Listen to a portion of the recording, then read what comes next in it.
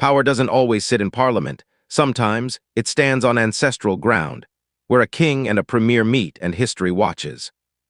Stay with this until the very end, because what unfolds here goes far beyond ceremony, and if you haven't subscribed yet, this is the moment to do it, because stories like this don't come often. And you don't want to miss what comes next. The moment wasn't just ceremonial, it was symbolic. When Thamsanqa Enchili stood beside King Misuzulu Kazwelithini, it signaled something deeper than protocol. It signaled alignment. A government leader. A traditional king. One stage. One message.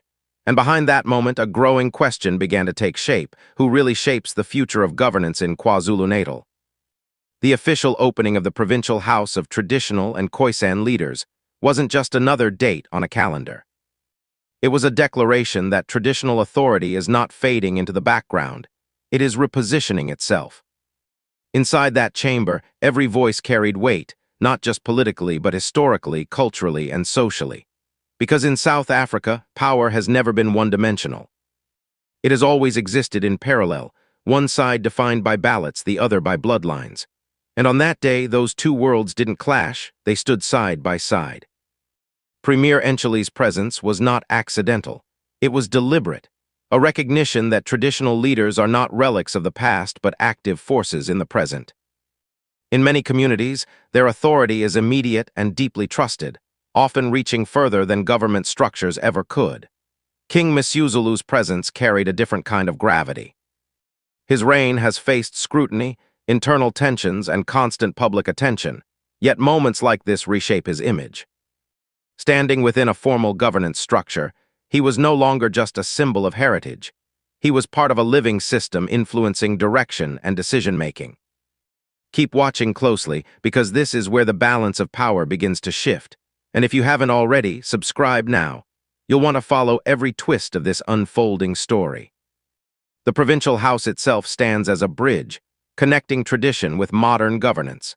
But bridges require stability, and history has shown that this relationship is not always smooth.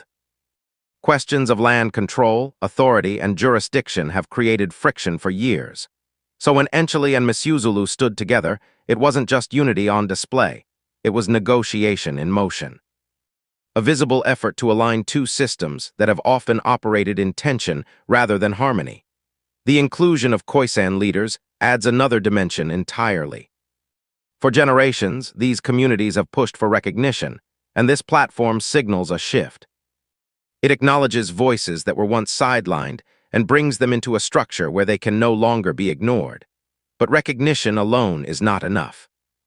The real question is whether this institution will hold influence or remain symbolic. Will it shape decisions or simply witness them? Those answers will define its legacy. For Enchili, collaboration with traditional leaders strengthens political reach and builds trust where it matters most. For Misuzulu, it expands his influence beyond tradition into governance. It is a partnership with potential, but also with risk, because the more these roles intersect, the more complex the balance becomes.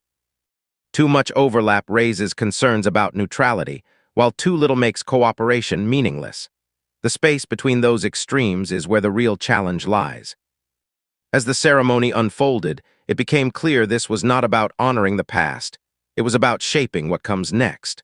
Authority, influence, and identity were all being redefined in real time. In KwaZulu-Natal, leadership is not just elected. It is lived, inherited, and deeply embedded in communities.